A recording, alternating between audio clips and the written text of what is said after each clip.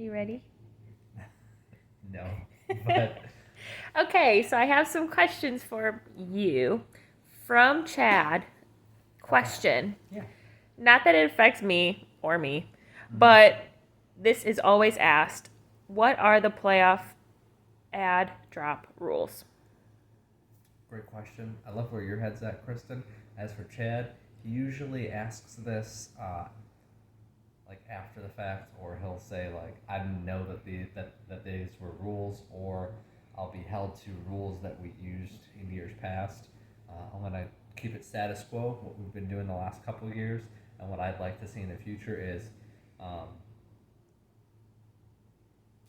only drop a player if um, you believe for whatever reason, and as long as you have conviction in your heart, right? So, in other words, if somebody asks you, "Hey, why did you drop that player?" It should be because you had fear that they would lose out on a start, either immediately or in the future. So, if it's a goalie and you feel like, "Hey, they're not going to be able to start all the games this week, I want to drop them," go ahead. If it's a player who might, uh, have tested positive for COVID or is on protocol, drop them.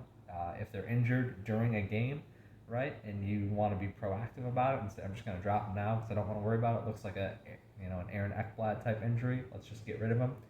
Go ahead. So in other words, as long as a manager has due cause or evidence to show that they need to drop a player, go ahead, drop them. Pick them up with somebody who's obviously who can make a start, and then nobody will be any worse for wear. Obviously, you only get 4 drops per week, and the rest should be play itself out. Kind of police yourself. Next question. Next question from Logan. Question number 1. Who will be the team to inevitably beat Stick Talk in the semis, and why is it Drew Baker? Why is it Drew Baker? Because he's playing easy this week, and it's going to be an easy victory for Drew Baker. So he'll eventually then probably take the 6th or 5th spot, which means he's probably going to have to play Slapnuts. And to be honest, Slapnuts is just a terrible manager, got a terrible team. So Drew's obviously going to perform the upset over him. In the event that he doesn't play Slapnuts, um, he'll be the 5th seed. He'll end up beating the 4th seed, which will probably be Brett, which is fine because Brett is in like heaven right now, and he's got to fall from Earth, or he's got to fall to Earth sooner or later.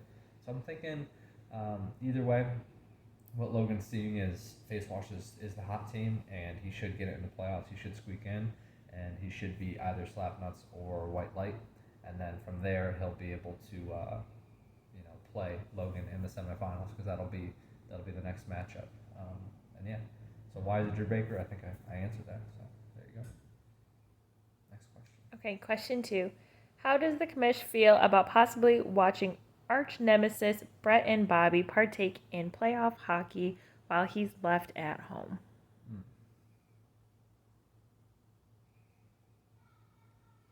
Yeah, I'm just thinking about this week against Daddy, and we're gonna let the chips fall where they may. Um, you know, I don't want to think about what I might feel like in 2 weeks' time. However, I would like to preface that I only have missed the playoffs one time, and that was the year after I won the this Yahoo Fantasy Hockey League. So I've only missed it one time in my history, and so if I miss it this year, it just goes to show that I did actually win last year, even though Yahoo gave it to somebody else. I had the tie breaks, so um, I'm just gonna if I basically missed the playoffs this year, I'm just gonna basically act like yeah, I've won last year, so it's all good. You can go next question. Okay. Has the National Highway Traffic Safety Commission put a cease and desist on Spencer's car YouTube privileges? They should. No, but so I'm no longer driving my car for work all the time, so that has sort of put a damper on that. I got another job. I don't want to jinx it, but we'll, you know, fresh news to follow on that front. But and I was also busting my ass for the month of like for the month of March. I wasn't as able to partake in the videos. So no, I'm still allowed to post videos from the car while driving. although it is frowned upon by the National Highway Traffic Safety Commission. And me. And Kristen doesn't love it either, whether she's driving or I am. Next question. Okay, question 4. Is Daddy alive? That is actually a great question. So, Daddy is a guy named Jimmy Melberg, and I have seen very little moves from Daddy. I recently looked at his team, and his whole team is like injured. They're not gonna make it. Like, they're all basically the men on the Titanic. They're just sitting there with their cigars. It's funny. There's only 1 week left, and like there was recent news on like half of his team that said they need another 2 weeks. So like, A, Daddy's not gonna make the playoffs. B, I just don't think he cares. But this also just tells me like he wrote it off weeks ago. He may be completely done with hockey. So in that sense, no, I don't think he is alive. I think he gave up. You know, they say suicide's the coward's way out. I think what Daddy did with his team was like the coward's way out. He just abandoned them. You know, so yeah, he's dead. He didn't make it. Next question. Okay, next question from Justin. Mm-hmm. Question 1. Does Truck just get Google Maps lady on the weekends, or is it an open relationship kind of thing? So it's usually just whether or not I need her. So it's just kind of like a booty call. You know, if I need to utilize her, then I will access her. Fun fact, when I got this new phone today, 2 things happened. One, she showed up even when I didn't expect her. The other thing is she took me down the tolls. So I've got, in other words, there's like a surcharge. So I've got to pay I've got to pay that toll. Remind me of that. I'll put that on the list. Yeah, she probably charged me $4.50. I took the like the tollway back home from Spring today. So yeah, you can thank her for that. We'll watch. I'll show you. I did a video about Google Maps, and we have a contentious relationship, unlike you and I, where we don't. Do we have a contentious relationship? We'll find out. You have questions More to to ask now. come. You can ask more based on that. So, yeah, I think that answers that. Go ahead. Okay, Next one. question 2. How did the commissioner's strategy of not drafting goalies work out? Well, actually, I did draft goalies, so it's just I don't happen to own any of them except Sergei Bobrovsky. Matt Murray's garbage. Drafted him. Really bad player. Really bad idea. Should have drafted Marc-Andre Fleury. Didn't. Drafted Robin Lehner and dropped him. And so it's just been a big clusterfuck. Had I drafted Carey Price, it would have been a big cluster too. So again, it's just like it just seems like whoever I touch just turns to shit, and I don't really know. Yeah, except for you. I don't know why you're so great. Mm-hmm. You know, it's probably because I'm not allowed to touch you. Next question. From new father Brett, why is Adam Ernie all of the sudden the Wings' best player? So first off, congratulations to Brett. He just had a son named Oliver. So congratulations to him and Stacy. Congratulations to John Rahm and his new child too. It's really exciting when you get a new dad in the world because everything else just sort of is like gravy. Any extra time that you get to do this. And the fact that ever since Brett really had this kid, and a couple weeks before that, his team just started to really go off. And in the spirit of that, so did Adam Ernie. Adam Ernie is a player who I really like.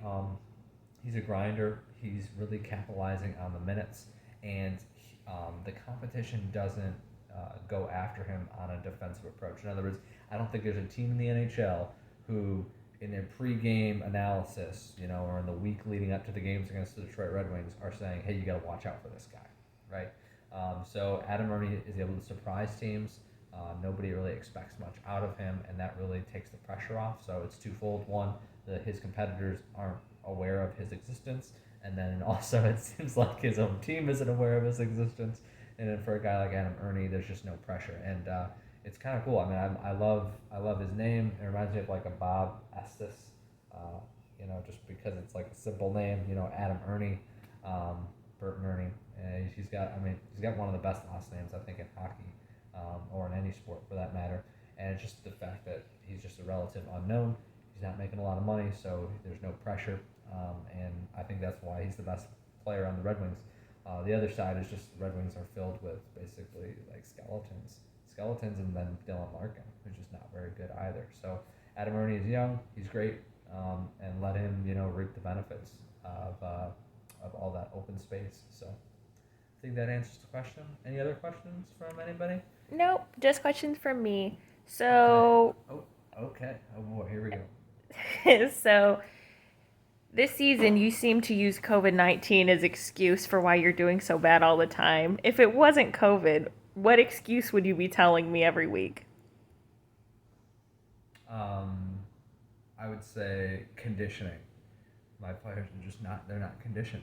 You know, they're not able to handle the 82 game stretch. They're not able to handle all of these games because they just keep getting injured.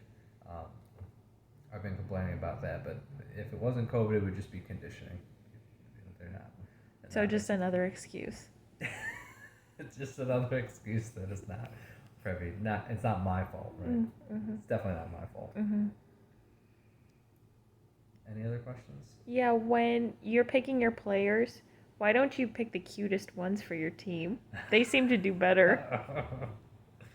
I think that cuteness is unrelated in hockey. I think that they're all. Says who?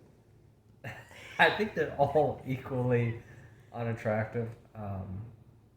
But cuteness is a relative term, so maybe I actually just am drafting. I'm picking the guys who I think are cute versus like maybe cuteness is in the eye of the beholder, right? So why it's more just maybe I don't have a good I don't have a fair ability of putting cuteness on a spectrum as far as availability goes.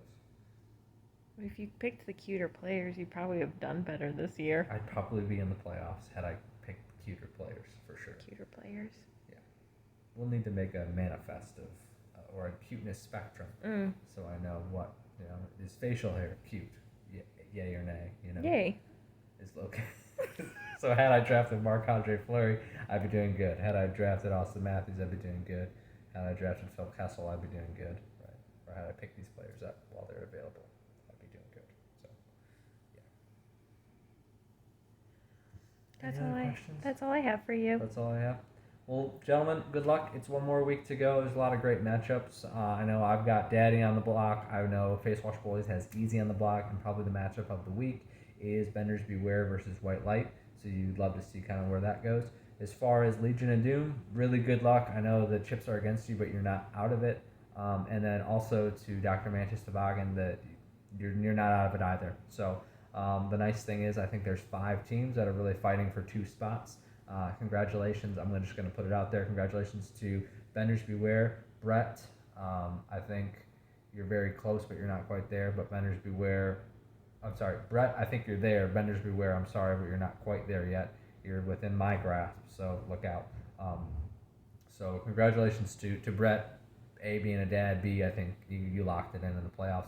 Congratulations to Bobby. You have no business being in the playoffs, but you are. And then it's just because there's just a lot of crap teams below you, mine included. Congratulations to Stick Talk for being the number 1 team and probably closing out the year, and just hopefully you just run the table. And then congratulations to Man Bear Pigs, the number 2, and obviously the guy who's going to meet Stick Talk in the finals. I think that's just obvious. There's really only 2 teams that can make it, especially after Slapnuts loses next week. So we got our bye set. We've got the playoffs all but wrapped up. Just 2 spots left, and it's going to be between Benders Beware, Face Wash Bullies, Moonshot, Legion of Doom, and then obviously Dr. Manchester Toboggan.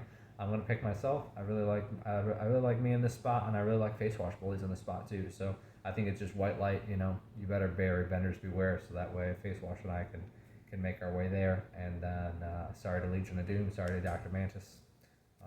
You had a great season, but your best wasn't good enough. So good luck to everybody. Have a great day. Enjoy the night, and one more week of hockey. Let's get it.